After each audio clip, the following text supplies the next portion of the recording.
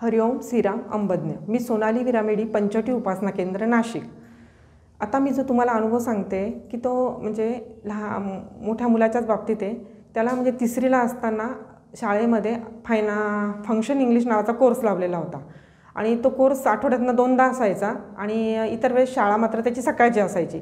तर नेहमीप्रमाणे तो शाळेतून आला, त्या दिवशी क्लासला जायचं होतं आणि मी त्याला घेऊन म्हणजे त्या कोर्ससाठी शाळेत जायची घेऊन त्याला। तर जाताना काय व्हायचं, आमच्याकडे काही गाडी नव्हती, तर तेव्हा 2 टप्प्यात मला जावं लागायचं त्याला घेऊन।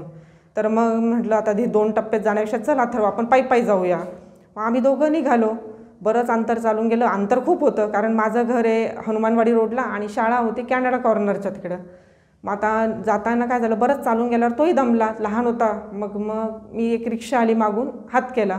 त्या रिक्षावाल्याला म्हटलं की कॅनडा कॉर्नरवर सोडवा आम्हाला। ठीक आहे म्हटलं। मग आम्ही त्याच्यात बसलो।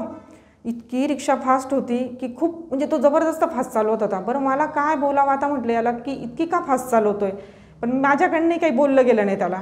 ठीक आहे, असं करता करता गंगापूर नाका आला। गंगापूर नाकाचं सिग्नल नंतर जसं रिक्षावाल्याने सोडलं मग तर विचारायलाच नको। एक तर गंगापूर नाका आणि कॅनडा कॉर्नर म्हणजे रस्ता जो आहे तो म्हणजे वाहतुकीचा आहे जबरदस्त आणि त्याच्यात या रिक्षावाल्याचा स्पीडही जबरदस्त। म्हणजे मला इतकी भीती वाटायला लागली आणि समोर मी बघते तर वसंतराव म्हणजे ते VN नाईक कॉलेज आहे, त्यासमोरून एक मुलगी शाळेची खाली मान घालून चालली होती। म्हणजे आता ही मुलगी पण खाली मान घालून चालती आहे आणि ही साधी बघत पण नाही इकडं, आणि हा रिक्षावालाही जोरात।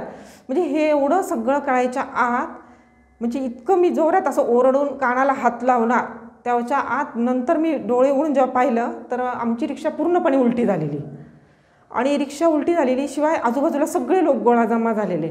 आणि पाहते तर अथर्व माझ्या शेजारी जो बसलेला तो डायरेक्ट ड्रायव्हरच्या इथं गेलेला आणि माझा पाय पूर्ण रिक्षाखाली अडकलेला होता। मग अथर्वला पाहिलं तर पायाला लागलेलं होतं, रक्ताची धार येत होती ती अंगठ्यापासनं। आणि माझं म्हणजे मला तर उठताच येईना कारण मग लोकांनी रिक्षा उचलली वगैरे। मग मला उठायचा प्रयत्न केला, मला कुठं उठता येत आहे कारण गुडघ्याला माझा मार लागलेला होता, पायाला आणि गुडघ्याला।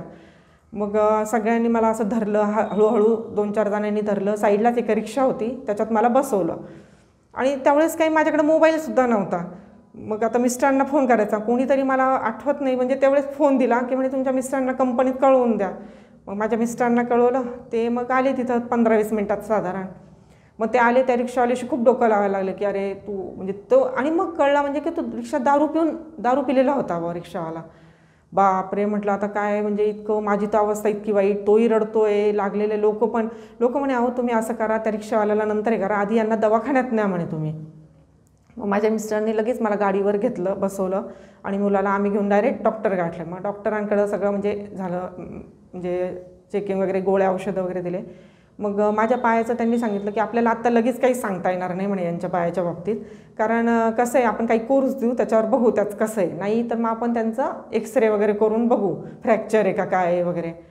मग ठीक आहे म्हटलं। मग नंतर साधारण घरी आलो, घरी आल्यावर एक कळलं, मग कुठं मला चालता येतं म्हणजे हातात काठी, अक्षरशः लंगडल्यासारखं।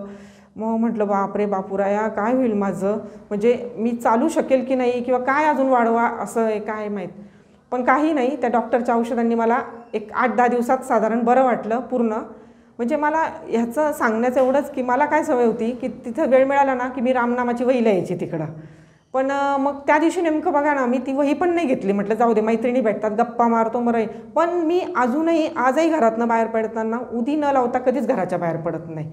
आणि मग त्या दिवशीसुद्धा मी निघाली ना, मुलाला मला उदी लावलेली होती। म्हणजे माझा बापू माझा किती प्रत्येक संकटात कसं रक्षण करतो, नाही तर आज आपण बघतो थोडंसं जरी घरातल्या घरात पडलं तरी किती मोठं म्हणजे होतं, हा फ्रॅक्चर होतं कुठं काय। पण माझ्या बापूंनी खरंच माझं आणि माझ्या मुलाचं रक्षण केलं। खरोखर अंबज्ञ बापुराया श्रीराम नाथ सव्वे। हरिओम।